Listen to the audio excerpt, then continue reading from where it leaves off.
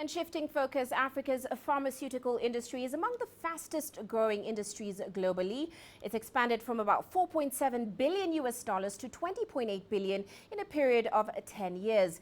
McKinsey predicts the market will be worth up to 65 billion US dollars by 2020, but Africa needs to make a bigger contribution to this process.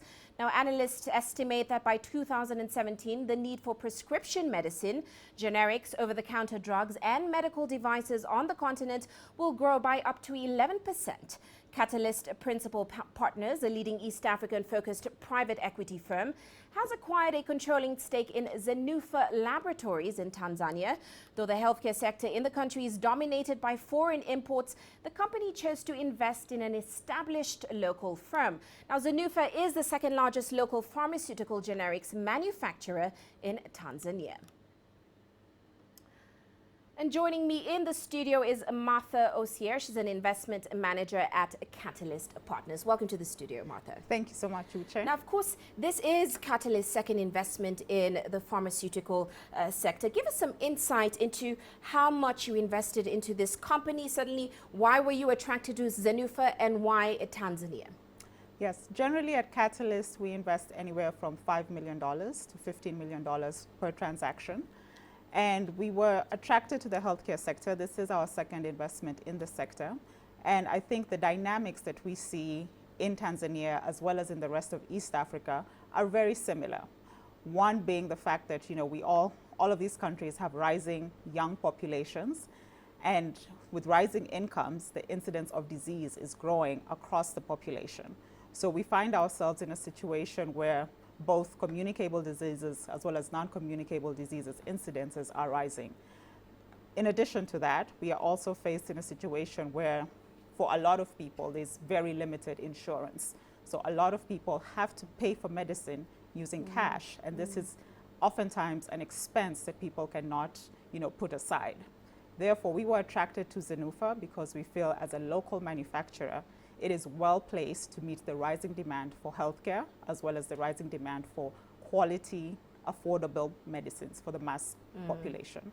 Now let's talk about funding in Africa's pharmaceutical sector. Of course, as we said earlier, there's definitely a large market for pharmaceutical products. Why do you think local players find it so hard to get funding?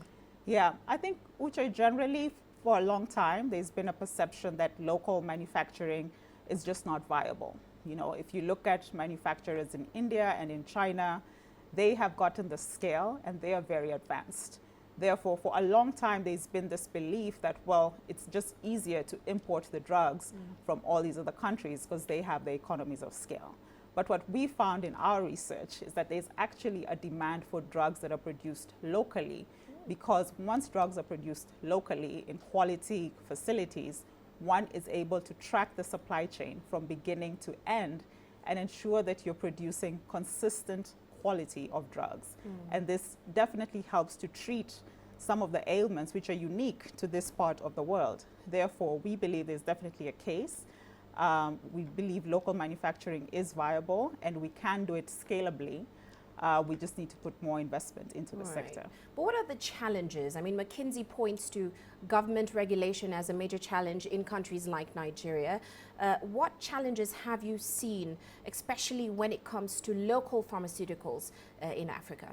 Yeah, I think I would say one of the biggest challenges is there are not too many manufacturers. In Kenya, we have about 30 manufacturers. In Tanzania, there's about 7 to 8. Right. So on one end, there's just a few, there's a slower, a lesser base of manufacturers on the continent. And why do you think that is? Is it because of skills, lack of skills in the sector?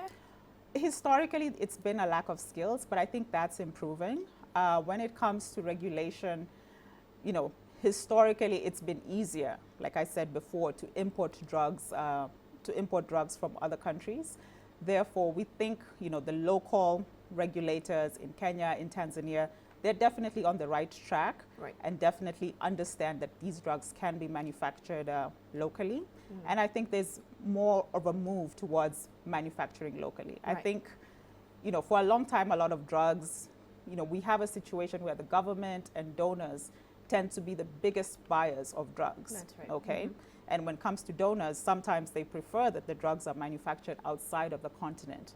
However, I think the tide is shifting where there's now a realization that, hey, if these drugs can be manufactured locally, let's support the local manufacturers as well as building up the skills of the population. Well, how much interest is there really from private equity firms to invest in the pharmaceutical sector? I think right now there's a lot of interest. I can speak for Catalyst. We are looking at Zenufa as a platform to build upon investments in other parts of East Africa. So we've started out in Tanzania, but we'll definitely be looking at Kenya, Ethiopia, the DRC. These are all very strong markets where we think as a private equity player, we can build upon the platform that we have in Zenufa.